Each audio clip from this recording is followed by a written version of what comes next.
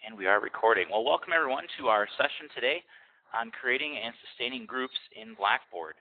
I am Jason Rohde, the Assistant Director of Faculty Development and Instructional Design Center here at Northern Illinois University. I'm turning on my camera right now, so hopefully you can see me here in my office talking to you live and in person today.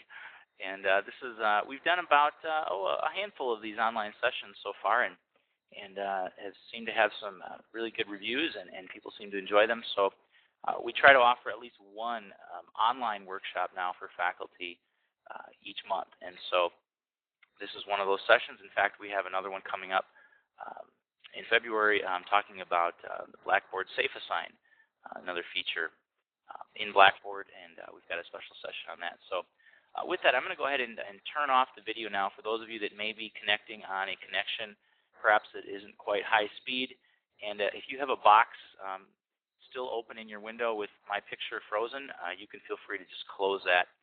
And in return, I'll just put my picture down in the lower right-hand side so that you don't forget what I look like. But anyway, glad that you're all here today. I would like to just touch base and make sure, first of all, that everyone can hear me. Down towards the bottom of your screen, you'll see a button that has a little check mark on it. And if you can hear me, if you could just click that little green check mark, or it'll appear as a green check mark next to your name once you click on that. If you could just click that, that'll confirm to me that you can, in fact, hear me. If you can't, then you would check the X button that is just to the right of the check mark. Just want to make sure that people find those buttons. We'll be using them throughout the session here. Add a little interactivity into our session. Looks like most of you can in fact hear me. That's great. And I'll just assume that everyone can at this point. If you can't for some reason, there is a dial-in number that can be called along with a PIN, and you can actually listen and participate over the phone. So with that, we'll move on here. Just a couple of general guidelines very quickly. These are just kind of good rules of thumb to go by here in the session today.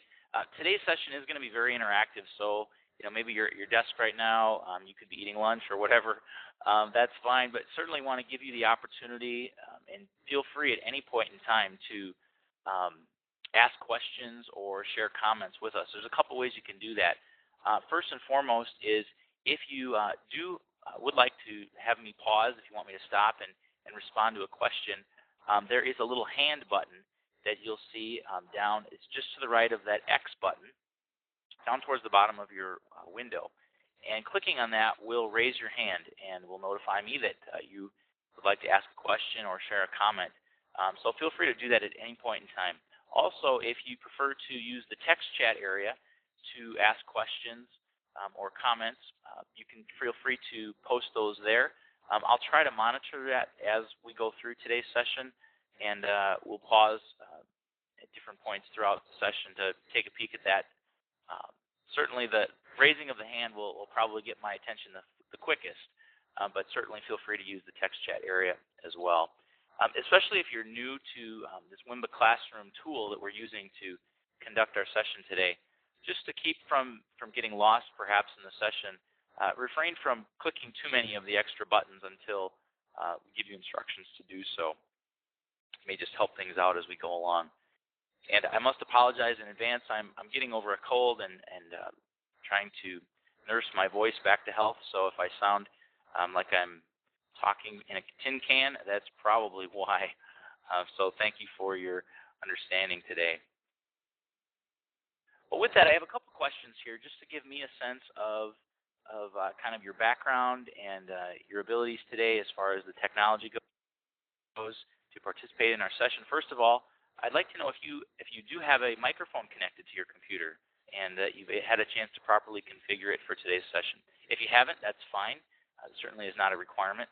But if you do, I'm just curious to find out who in fact does have that capability as we move forward. So if you could just respond yes or no, and then click the submit button after you have done that. Give everyone another moment or so to respond.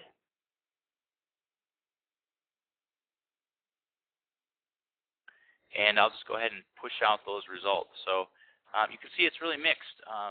Several of you do, and others of you don't. So that's either way is just fine. If you do have a microphone, again, feel free at any point in time to raise your hand, and in doing so, what I'll do is I'll release the talk button and give you the chance to speak. To talk, all you have to do is there's a button that says talk in the window, and once I release the talk button, all that you need to do then, and I'll acknowledge you, and then you can simply just click on that and hold that button down with your mouse. Or there's a keyboard shortcut. You can actually just hold down the control key on your keyboard, and that'll do the same thing. It'll, in effect, hold down the talk button, and once you're finished speaking, then you just release the button, either on your keyboard, being the control button, or the button on your mouse. So thanks, everybody, for chiming in on that question here. A couple other ones quickly. Have you ever participated in a web conference session before? Any type of a webinar or online session like this? They seem to be getting very popular, but I know there are some who still, maybe this is your first experience ever, attending a session online or in this format. If you could just respond to that question, please. Gives me a sense of your expertise. Looks like most of you have, in fact, participated in a web session before, and that's helpful to know as well. Thank you for that. And one final question here. Have you ever used Wimba Classroom before, this particular platform, either as a participant or a presenter? If you could just let me know that as well, as to your familiarity with this particular tool, that helps me out as we move along here.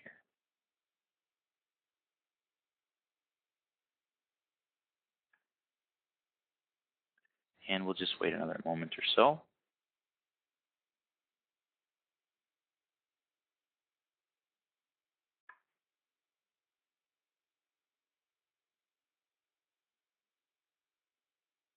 So it looks like the majority of you have used Wimba Classroom, but there are several who have not. And so we will very quickly just give a very quick overview of the tool so that you're comfortable using it today in our session. We've kind of built that into part of our agenda for today. Really our goal today quickly is I am planning to give just a very brief introduction to the Wimba Classroom tool so that you just understand how it works. And then we'll quickly get acquainted with one another. I know we have majority of our folks joining us today here are from NIU, but I know we do have at least one person who is joining us from another institution, so you're all welcome, and glad to have all of you with us here today. While our goal today is to really focus on and talk some of the technical specifics of using groups in Blackboard, we want to kind of set up that discussion by talking about some of the principles of successful group collaborations in online learning environments. What are some of the things to watch out for that you should guard against, as well as just some recommendations overall for success.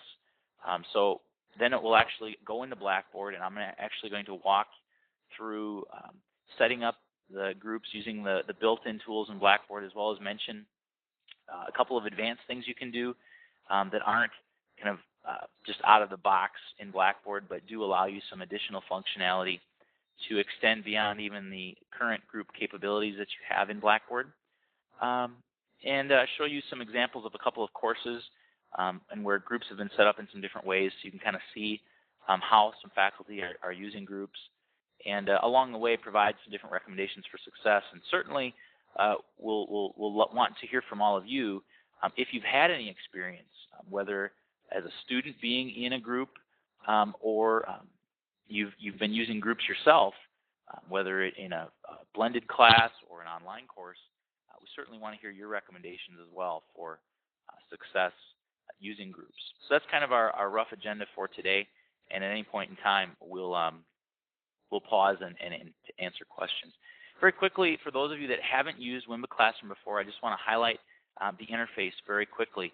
You'll see kind of in the middle of your screen the big open area where right now you're seeing the slide. That's the content frame where the presenter can put any different types of content there, whether it be PowerPoint slides, images, other types of content. To the right of that is what's called the presenter's console. And you don't see this right now. In fact, you probably have just some white space on the right side of your screen as you're looking at this. That is reserved for those who have presenter rights to be able to control the presentation, post content, and do a variety of advanced things. So that's the presenter's console area. Then to the lower left-hand side, I think most of you have already found this.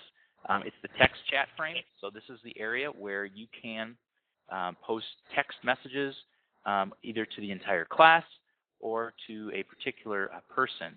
There is a little drop-down box just to the left of the area where you type your message, where you could select a particular user and you could send a message just to that user. Just keep in mind that the instructor does see all private messages, if you will, as well as the ones public to the entire room. So that's a great place to ask questions. And any of these features can be disabled. So I just left everything on, so everything is available to you today. Just to the right of the text chat frame is the participant frame. This area simply just shows you who is in the room at any given time. You can see the number of participants that we have in the session, as well as the presenter will always be at the top, and then as different individuals raise their hands, their names are jumped to the top of the list. So if we had a very large group here today that couldn't all be seen without scrolling in the window, as the presenter, you can very easily quickly see who's raised their hand and then acknowledge them and give them the ability to share a question or a comment. So that's the participant frame. Just to the right of that is what's called the branding frame. This is the space. By default, it shows the NIU logo. As you can see, I've posted my picture there for you today. And then right in the middle, kind of slicing through the about lower third of the window, is the audio and links bar. And this just has the buttons to, the talk button is there, buttons to control audio levels. There's a little telephone there, and if you actually click on that telephone right now, what you'll see is a little box open up, which will have a phone number and a PIN number. So if for some reason during the session your audio cuts out, your speakers on your computer or your headset, you have issues, you can simply dial that phone number and that specific PIN for yourself, and that will give you access right into the audio of today's session. You can continue to see the slides and so forth on the screen, and you can listen over the phone if you do happen to experience any audio issues. It's also helpful for students who perhaps you're holding a session and they have to leave their computer. They could actually dial in and continue to participate while they're walking to another building or something of that effect. So that's the audio and links area. So in a nutshell, that's the interface of Wimba Classroom. Just a few of the features very quickly. For those of you that aren't familiar with this particular tool, there are several different tools out there for doing this type of thing, where you have voice presentations with PowerPoint, the text chat abilities. An e-board is provided, which allows the users, all of the participants, to participate in synchronous virtual whiteboard type of activities. It does have desktop and application sharing capabilities, which I'm going to be using a little later today to actually demonstrate setting up groups in Blackboard and showing you some examples. The ability to do, sharing different web pages, polling, as you've already seen. You can put students in breakout rooms for smaller group types of discussions, as well as archiving the sessions. One thing I'm going to ask you to do right now is to maximize your screen. In the upper right-hand corner, you'll see a button that looks like just a box as a square. And if you click on that, that will maximize your current screen so that when we get to the application sharing activities, that you can make sure to that you'll be able to see everything on the screen. So you just ask that you would be sure to click on that. So Wimba Classroom does allow opportunities for live collaboration with and among learners in a lot of different ways, and can be used in different ways. We're using it today as the tool that we're using for delivering the session, but obviously in a lot of different ways you could use this with your current face-to-face courses where you're using Blackboard, and as a way to kind of enhance some of the communication either with your students or having guest presenters and lecturers come in. A lot of different abilities as far as having accessible types of communications. It is integrated with Blackboard, so you can set up a room like this as part of your Blackboard course for having, for example, online office hours, or a guest presenter could present to your course, your students, someone who even maybe they aren't even affiliated with NIU, but you could, through the use of this tool, they could have the ability to give a presentation to your students. So right now, we just want to see and give you all a chance to try out the whiteboard and just get a sense of where you're connecting from. I suspect that we're all here in Illinois, but right now you'll see on the right-hand side or the left-hand side of the window, a toolbar has appeared. And if you click on that little, it looks like an arrow, you can click on that, and then you can put your mark on the map of where you're connecting from today. If you do happen to be traveling abroad, you can indicate that on the map. I suspected we were all in Illinois, and that's just fine. But this is an example of a kind of activity where you could get students involved using the whiteboard, for example. And as a presenter, just as easily as I enable the ability to connect and to write on that, I can also disable that. And so now you don't have the ability to continue to mark up on the screen. And if you notice right now, actually we've got someone has dialed in. So if you look down in the people participant window, you'll see a phone icon, and that designates that someone has tried out the dial-in capabilities and is listening right now. I have disabled that line coincidentally so that they can't just speak at any given moment, but that is an example of what someone dialing in looks like. Let me know where you're connecting from today. Are you at home? Are you in the office? Are you in a computer lab or library, or maybe some other public area or connection point? Maybe you're at Starbucks right now enjoying your favorite latte and something for lunch while you're participating. That's fine as well. So looks like we have an interesting mix. A couple of you at home, someone in a computer lab, and the rest of you are in an office. So that just kind of helps us know who's joining us and from where. As I mentioned today, our objectives very quickly, really I want to discuss some of the pitfalls and possibilities of online group collaborations.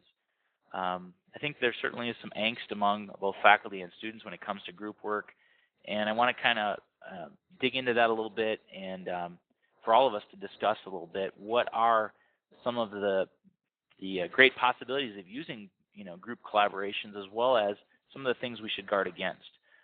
Just very quickly, I want to show you some examples of virtual group configurations in Blackboard, and then explore various group tools that are available. So just kind of show you how you could set those things up in Blackboard, and then also along the way consider some of the advanced possibilities available when you start to incorporate things like adaptive release in Blackboard to the idea of group content and group workspaces. So I'm going to pause here for a moment and ask the question, why groups?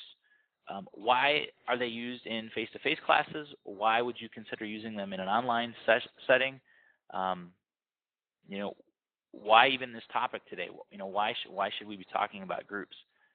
Really love to hear from any of you here, whether it be an audio comment or if you just want to type in the text chat area. I'll also enable the whiteboard if you want to try using the text tool. You can actually type right on the screen. But why groups? I'm going to go ahead and release the talk button. And if you would like to share an idea or a reason why either you use groups in your courses right now, or why you perhaps would consider group work in a future course, I'd love to hear your thoughts.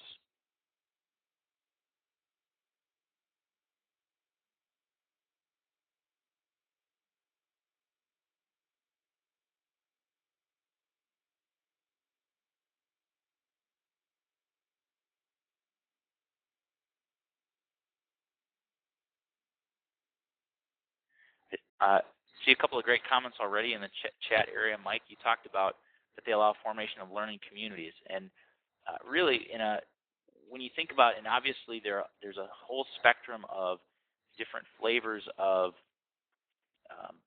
use of groups, where it could be in a fully online course where the only connection that students may have to one another is in an online context. So certainly groups do allow that to take place, kind of foster that.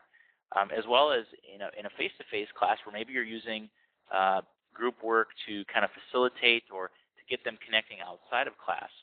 Um, that certainly does provide those types of learning communities that take place as well. So great comment there. Cynthia, you talked about that students can learn from one another as well from me, and that's so true. I mean, it shouldn't just be, us as the dispenser of knowledge, so to speak, but really the trend that we're seeing more and more is to more of a constructivist type model where we do embrace the idea that students in a group setting could learn from one another just as much, perhaps, as even from you, depending on the subject matter and the course. But Stephanie, you bring out a really important point about just real-world experience and the fact that the reality is, I think we all would recognize that when you get into the real world, you're working in groups all the time, oftentimes many different sizes, even simultaneously. And so it's not enough to, and it really does our students an injustice to not give them those opportunities to experience what that's like and the dynamic of working with other people and, both the pros and cons to that before they actually reach that setting. James, you talked about that you use groups so that students have the opportunity to practice their pronunciation in Spanish as a foreign language. And that's right, you can't work with everybody. That's a great point. And so trying to kind of offload some of the drill and practice, and in a foreign language, certainly group work is essential, I think. And using especially online groups and now this type of synchronous technology where students could, meet in real time and for example, in your case, James, practice pronunciation while they're both on the computer. They could hear the pronunciation. They're getting a chance to hear it while speak it. Certainly a lot of great applications there. So, and we could go on and name many, many more. This idea of group work is certainly nothing new. And there are, in fact, a lot of different reasons for considering using groups in whether it be a fully online course, some type of a hybrid mix, or even just trying to enhance the face-to-face course that you already have. So a couple more questions here that I want to pose. What's the biggest challenge to using groups in the face-to-face environment, as well as what do you suggest or suspect might be the biggest challenge in fostering group collaboration in an online environment? So either one of those questions you can take a stab at. From your knowledge of groups in a face-to-face environment, what's always the biggest complaint or concern? And then on the flip side, in an online environment, what do you see as the biggest challenge there as well? Again, certainly welcome to turn the microphone over to anyone who wants to try giving an audio comment, or you certainly can feel free to post those comments in the text chat area.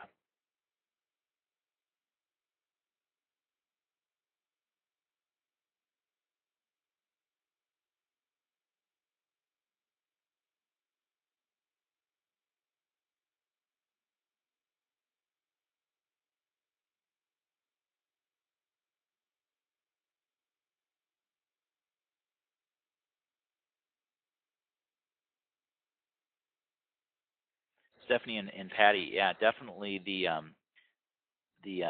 complaint that we can't get together, there's never a time to meet, certainly very common complaints that we often hear from students. And, Patty, you pointed out just the scheduling of time, trying to not only find a place, but then the time, and we've got conflicting schedules. And so actually in using the group tools within a course management system like Blackboard, you can provide them some tools that can help to allow them to meet in more of what we would call an asynchronous manner, meaning not at the same time, where they can meet, they can post ideas, and then they don't all have to be online at the same time necessarily to collaborate in the way that we are right now collaborating in a real-time setting. There are some asynchronous tools, discussion boards, and so forth in Blackboard that you can enable. You know how you talked about the free riders and the complaint that how do you deal with that? And that's a complaint that's valid, I think, either venue, whether it be face-to-face or online. I know I recently just finished teaching a couple courses this past semester for another institution where I had group work, and I had some significant issues with this whole free riding type of thing where I had students that weren't pulling their own weight, despite the fact that I'd even gone ahead and adjusted grading and really from the get-go let students know that their grade was going to be not only the group collaborations but their individual work. Still had issues with this quote-unquote free rider. So that's certainly something that you need to be prepared for and realize that that's just human nature. Where there's going to be some of that, but you can minimize, I think, the effect that will have on the quality of the group work with just a few tips that I'll touch on in just a little bit. James, you talked about the face-to-face as something that we practice a lot, so it's not a particular challenge, but accountability is always a concern when it doesn't happen in the classroom. Right, so how do you know for sure that they've met? And if you wanted to meet, in a synchronous setting where, how do you know for sure that they actually did meet? Now, there are some techniques to, having students archive things or use some of the tools in Blackboard that does, in fact, record that the communication took place, but those are certainly some valid points that you point out there.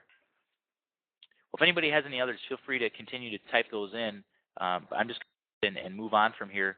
I'm just trying to get us started thinking about the challenges that we may face. Roberts and McInerney did a nice article. They went and they did a meta-study of the research out there about online group work. And they basically boiled it down to 7 kind of recurring problems or issues that were reported in the literature. And then in their article, which I've got a link to, it's bookmarked, and you can actually, it's freely available. You can read it yourself. But they talk about some possible solutions. And the problems that they point out, first of all, is just the student empathy towards group work. The fact that students, just for one reason or another, tend to loathe working in groups, whether maybe in the past they've had a bad experience with groups. I know from my personal experience, I've been in groups where I got dumped on and I tended to be the one that had to kind of pull the load. And so often it's easier working alone, or at least those that didn't do their fair share don't get the same credit. So, but that's a problem that's out there that we tend to see often when we try to use groups, is just the student angst towards them. The selection of groups can be problematic as well. Do you let students pick their groups? Do you assign them to groups? How do you go about making those assignments? Depending on the makeup of your course, there often are recommendations to actually you select the groups in some type of a random fashion. However, I've found in courses I've taught that have been more of a cohort-based model where the students had been working together, that it actually worked better in that sense to actually let the students have some input as to who they wanted to work with, because they'd worked together before and they were adult learners in more of a cohort-based model. So depending on the makeup of your class, you may or may not select the groups yourself. You may have the students give some input or something in between. But obviously, if you let students select the group members or have input, there's the opportunity that you get some mismatch type groups where you have students that perhaps are all having technical challenges, and perhaps it's nice to have at least one person in each group who is a little more tech savvy and so forth. A lack of essential group work skills, just the fact that students aren't familiar with groups, they haven't had a chance to work in them before, and you're actually, along with teaching them and helping them learn the subject matter for your course, when you use groups, you may actually be helping them to learn about working in groups. So there may be a little extra instruction necessary in just kind of scaffolding the whole group experience for them.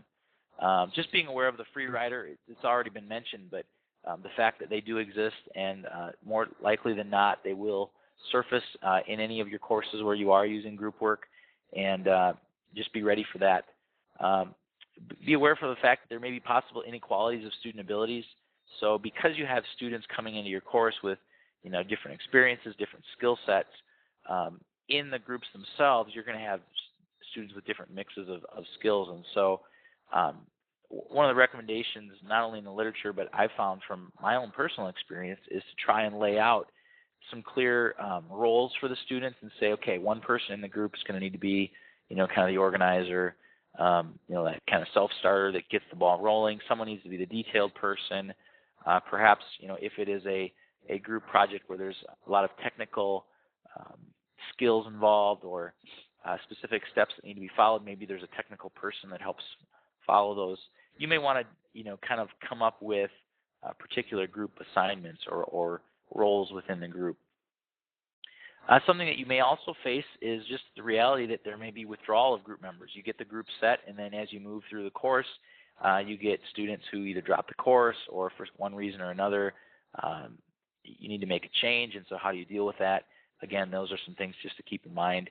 And then finally, just this idea that the assessment of individuals within the groups, somehow you need to take a personalized approach at trying to evaluate the participation of each individual within the larger group context. And that can be hard to do, difficult depending on what the group makeup is, what the deliverable is, and how you go about that. So none of these problems are insurmountable. I mean, all of these are very doable, but these are just some things that you want to keep in the back of your mind as you consider starting to use groups.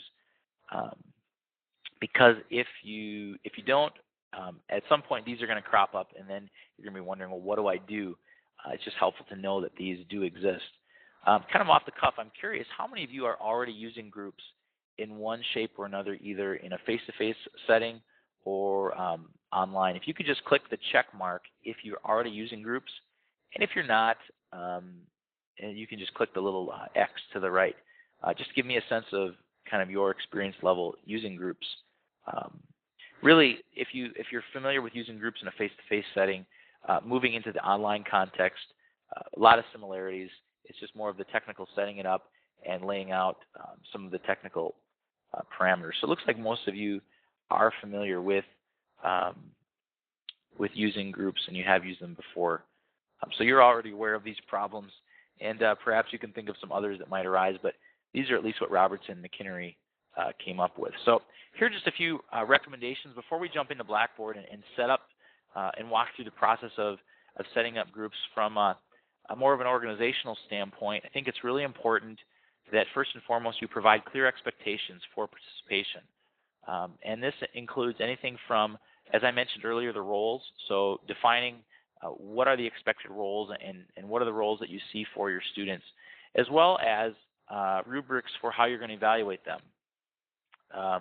And there's a lot of different examples out there of how you can go about doing that, whether it's a kind of a formative evaluation process where along the way you are evaluating different milestones or benchmarks of progress. And something that I've done is actually had the students had the different milestones, and then at those milestones have them anonymously rate each of the other members of the group, and then give that person a score and comments. And then what I do then is basically at each of those milestones, 2/3 of their score. So let's say that the milestone is worth 15 points.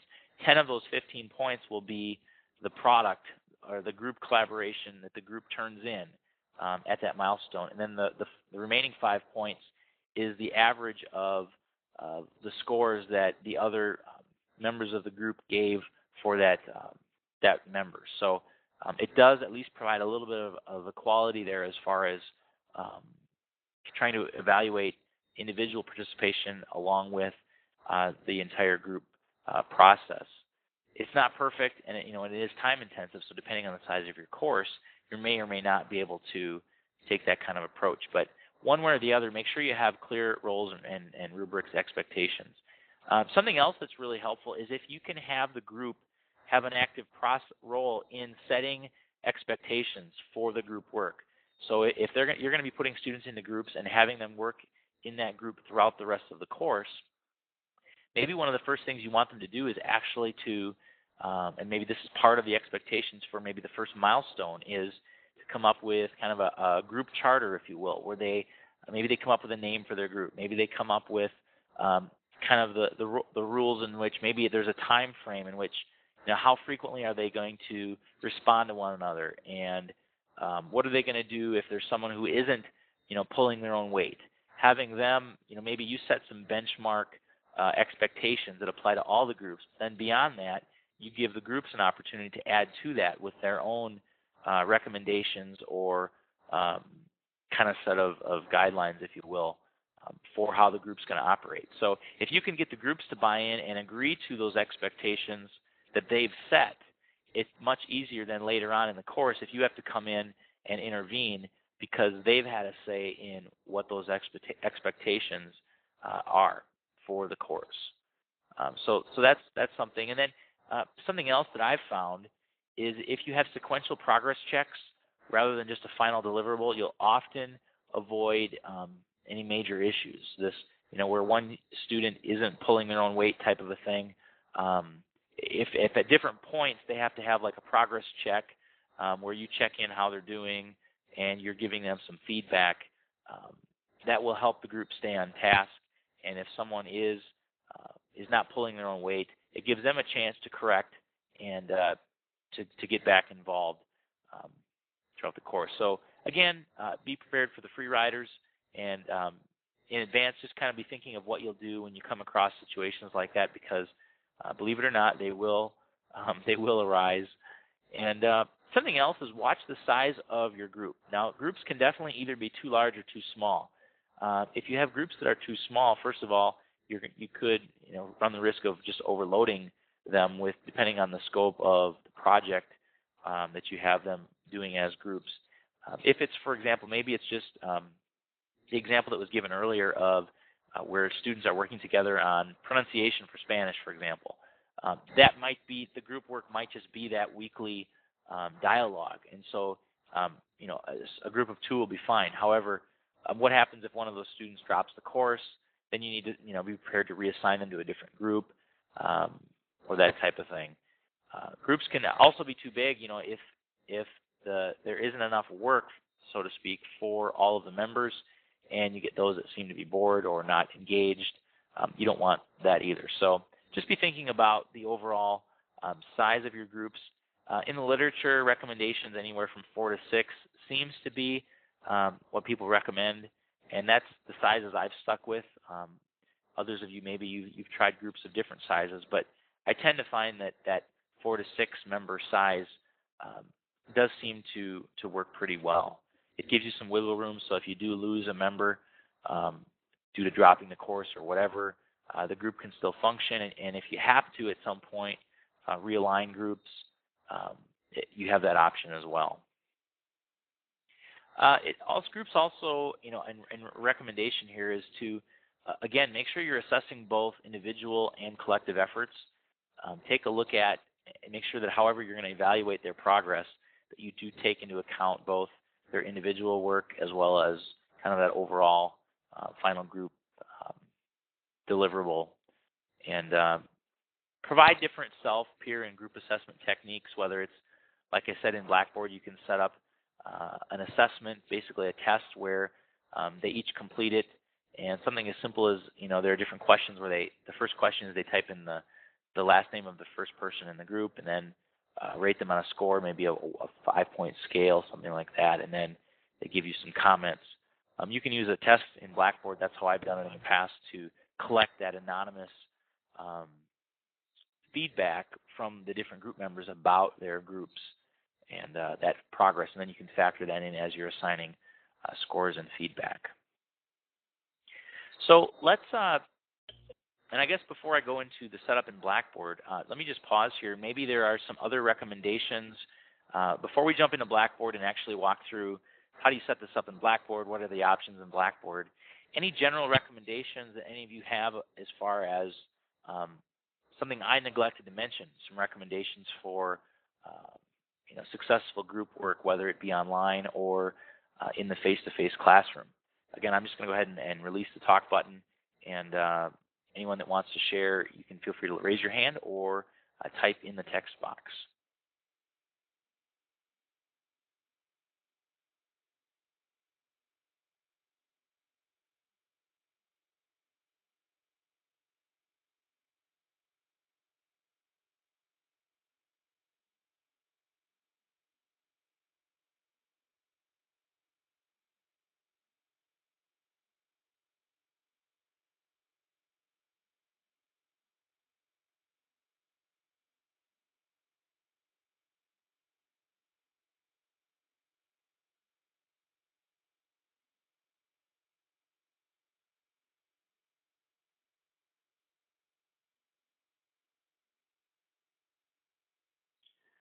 All right, well, we're going to go ahead and move on. If anyone is still typing, feel free to do so, and know that your comments will then show up in the text box as we move forward here.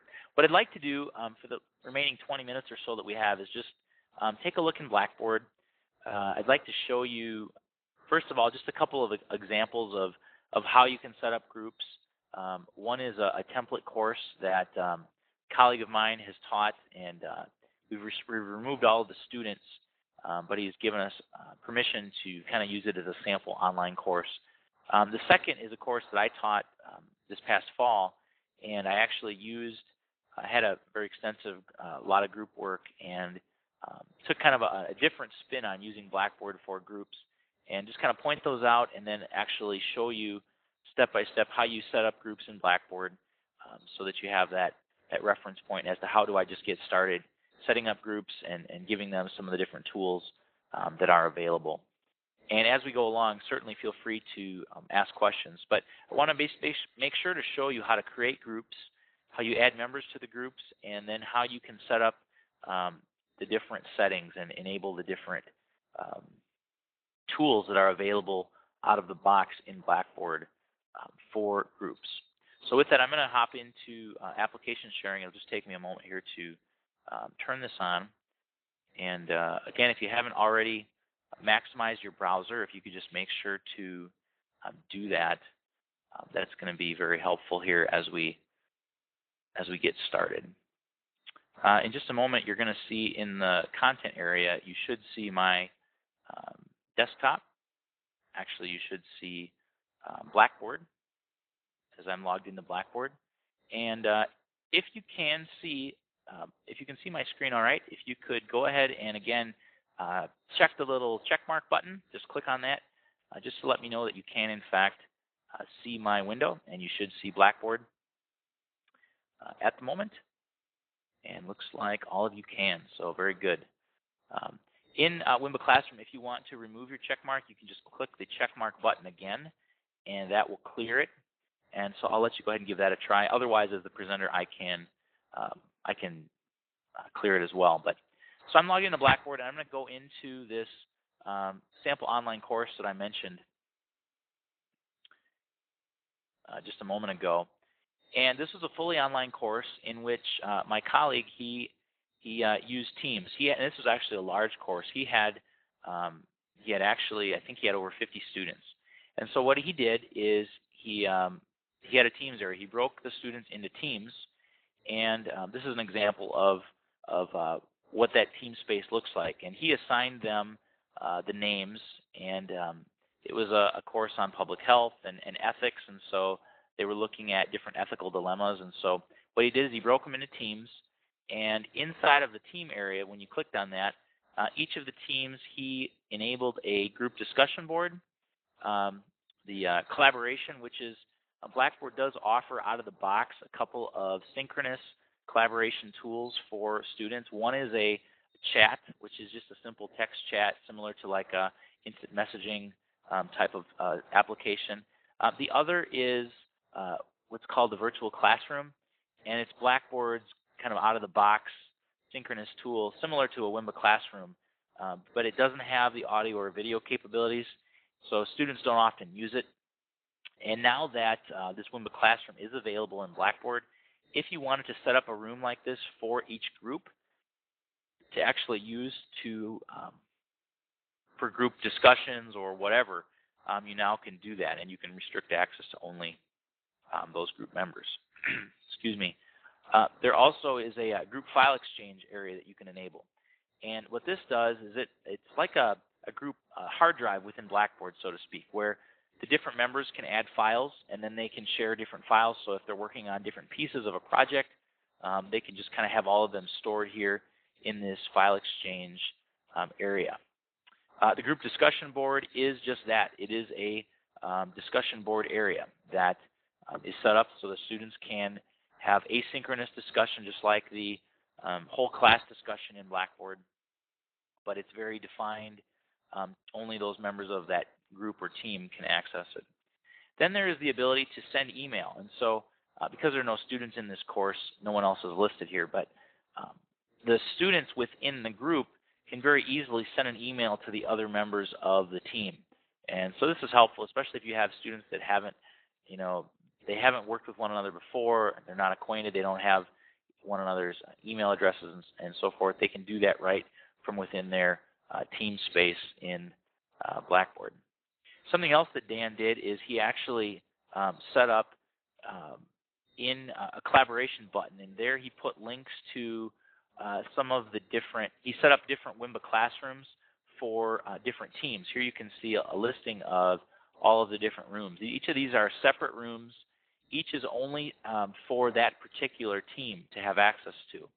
And so here you can see that each team had their own, and there's an adaptive release rule set for each room. And so, for example, he set up the team beneficence room so that only that team, only members of that team have access to that link within Blackboard. So there's a few extra clicks involved when you're setting that up, but certainly that is possible. So if you, depending on your purpose for the teams, and if you want to use this Wimba Classroom technology for your group work, you certainly can do that in your course. So that's one example of kind of setting up teams. Another, this is a course template that I taught, like I said, this past fall at another institution. What I did in Blackboard, I organized it a little bit differently.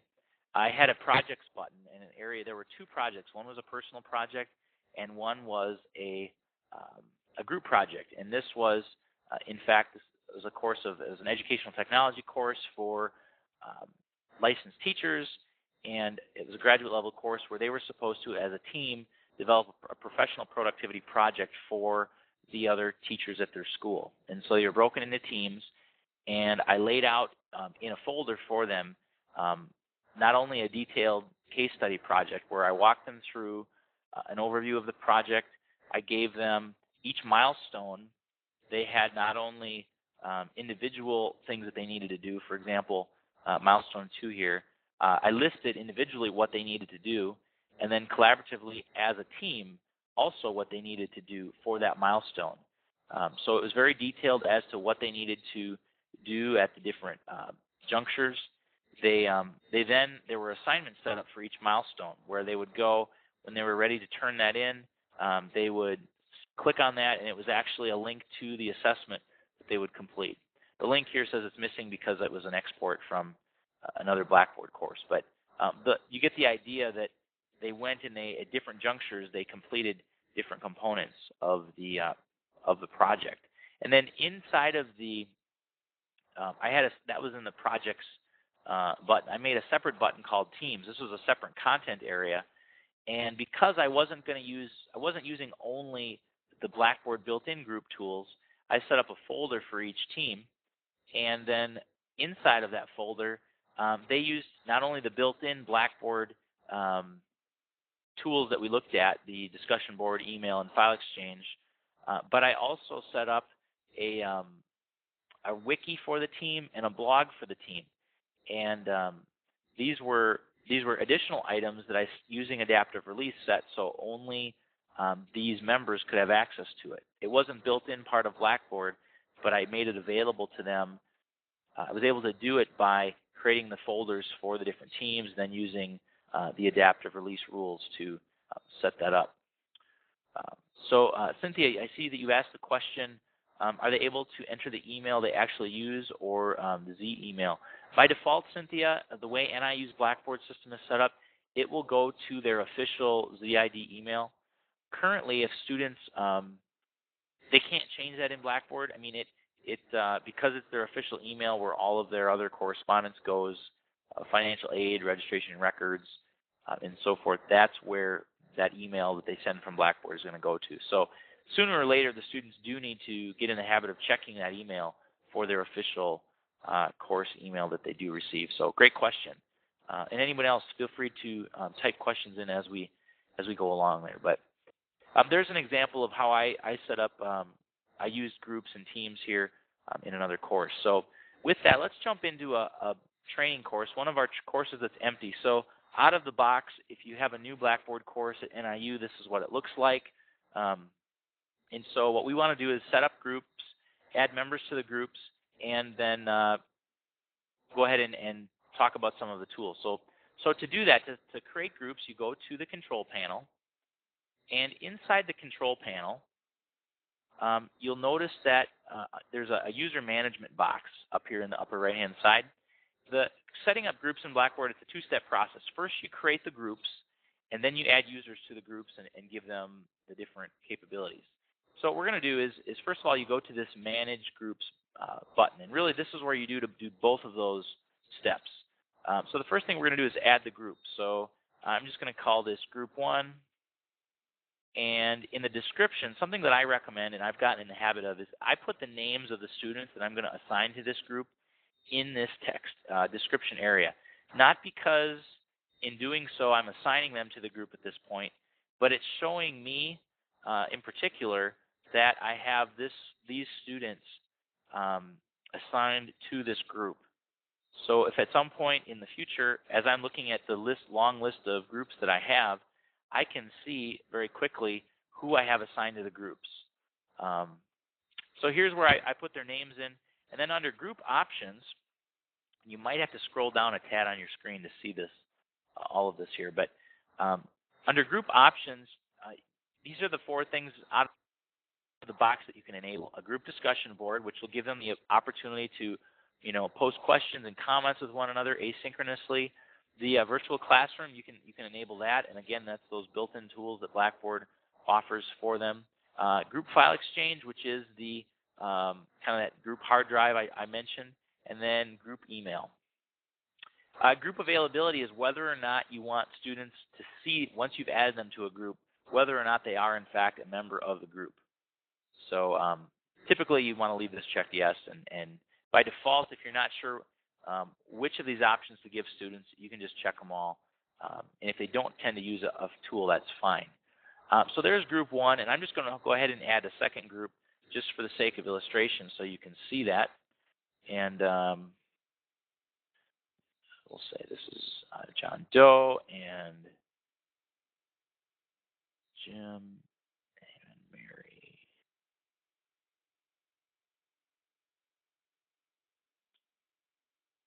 All right, so I've gone ahead and I'm setting up a second group here. So all I'm doing right now is putting the names in and creating a structure. So you could do this Group 1, Group 2, and then at some point after maybe you have the students come up with a name for their group, you can come back and you can rename these.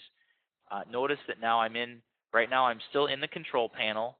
I'm in Manage Groups. And inside this area, you'll see that on the right-hand side, I can modify either of these groups. So I can change the name. I can go in and customize any of the features that I've already set up. One of the things I can do when I click Modify, so if I'm back here at my groups and I click the Modify button, one of the things I can do is I can actually add users to the group at this point. So from here, there's a couple things you can do. You could do a search by student, or if you just click the search button with no parameters, it'll bring up a listing of all the students in your course. And then you can go through and you can check the boxes of the students that you want to add to the course. So let's say I'm going to add those 3 students. And then I'm just going to scroll down to the bottom. And at the bottom, then I'm going to click the Submit button and then click OK. And that has added users to the group. I can easily remove them. And also from this point, if I click List Users in the group, now I can do with the same search, I can see that the 3 students that I have, in fact, added to my group. So that's it. That's adding students to the groups and setting that up. So what happens in your Blackboard course, and how do students now that you've put them in a group, how do they get started using it? Well, at the front page of your course, by default, you have a button in Blackboard called Communication. And by clicking on that button, then you see a button called Group Pages. This is by default what shows up and where students then see any of the groups that have been created. Now, all of the groups that you've created will show up in this window here. However, only the groups that a given student is a member of will they be able to access. So for example, because I'm logged in as the instructor right now, I can access both of these groups. Both of them are underlined. However, if I only wanted to, if I were a student and I was only a member of Group 1, only that group would be underlined as a hyperlink. So the student simply clicks on that link. Inside of the group area, then they can see who is in their group. They can then access either the group discussion board, there is a default forum that's already set up that they can click on, and then they can begin adding threads and discussing with one another, as well as the other tools that are there, the collaboration, the file exchange area, and the send email. So they can pick a student they want to email, type in the name, the subject, they can attach a file, and then scrolling down, they just click on the submit button at the bottom, and that sends that email off to that student's address. As we're running out of time here, one other thing I do want to show you quickly is, well, how do you go ahead and how do you set it up so it's easier? So they don't, maybe I don't want them to click communication and group pages. If you notice in the 2 sample courses I showed you, there was an actual button in the menu that said either groups or teams, and the students clicked on that to then access their team area. To do that, you simply go to the control panel.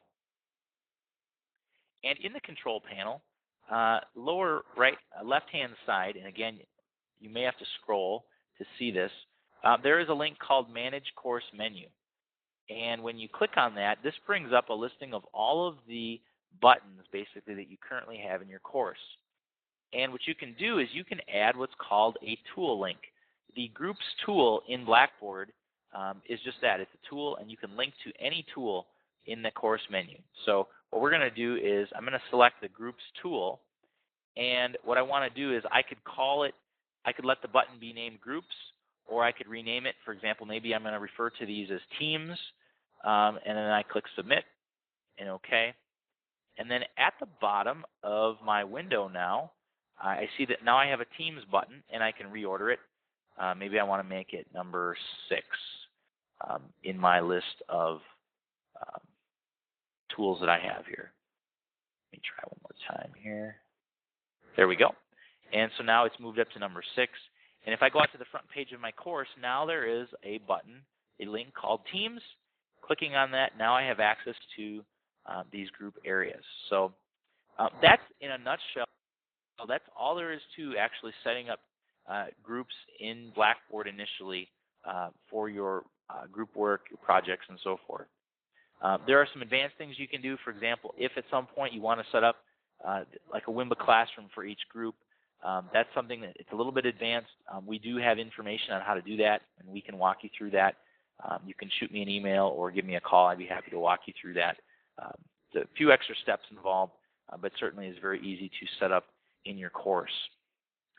Any questions before I leave Blackboard of anything I did in Blackboard here to set up those teams initially? Either any of the steps that I went through or the abilities that the students have once they have that access and those groups are enabled in Blackboard.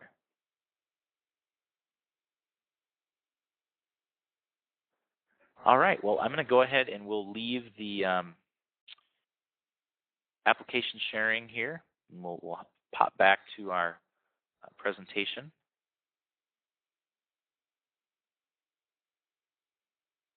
I do have a couple of links for you for more information.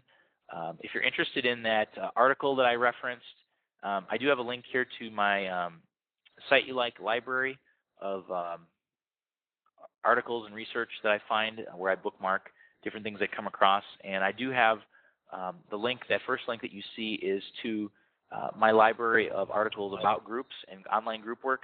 And so you'll find that article that I referenced, the 2007 work there, as well as several other articles related to online group work that you might find of interest. I'm also including a link to our Blackboard documentation about setting up groups. So if you'd like the step-by-step how-to nuts and bolts of getting started using groups in Blackboard, that is that second link that you see there on the page. I'll also be sending out a follow-up email with, I'll include these links in that email, so if you don't get a chance to write them down, you can watch that email for those. Finally, as we wrap up today, if you wouldn't mind, I'm going to go ahead and open in a new window an evaluation of today's workshop, and momentarily it should be launching on your computer.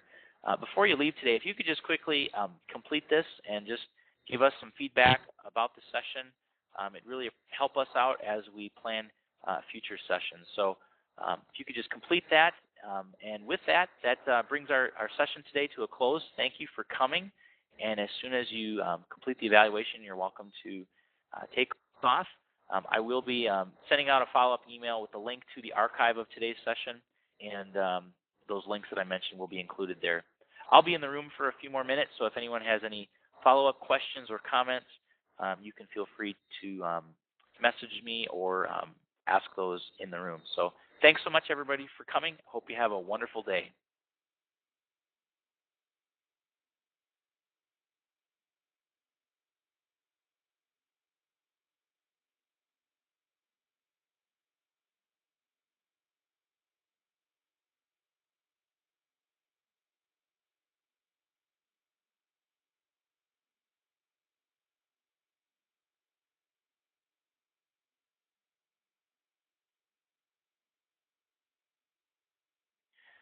Jim, I see your question about that Blackboard does not allow you to record student conversations. So the best option would be to incorporate Wimba into Blackboard. That's correct. And for the future, when you participate in more of these, can you use the raise your hand button with the telephone? Yeah, you could. In fact, if for example, if you were listening to the session, if you were at a computer, Jim, and you actually had listening on the phone at a computer, you could raise your hand, and we could then basically unmute the phone and give you access to talk. I tend to, just as a matter of best practice, I tend to mute the phones that call in, just because otherwise you can start to get background noise and stuff kind of feedbacking into the session. But certainly you can do that. You could raise your hand and use the phone or type in the text area. Cynthia, I see that you raised your hand, so I'm going to go ahead and let go of the talk button and let you go ahead and share your comment or question. I guess I'm just reiterating the same thing. I was rather assuming that discussion board kept a record of what was typed, and I wondered why you made a distinction between that and a blog. So in other words, they can discuss simultaneously, but that doesn't keep a record? Or is there a discussion board in which they can go on and discuss at any time or anything? Good question, Cynthia. I used, in the course, the example that I gave, I used they had a group discussion board, which does, in fact, save their progress. So basically they would post a comment or a question, and it would be posted there, and then the next time that the other group members logged into Blackboard, into that group discussion area, they would then see that question and could reply to it. So that's the discussion board. Because the course that I used as an example was a educational technology course, one of the technologies that all of these teachers were supposed to be learning about was blogging.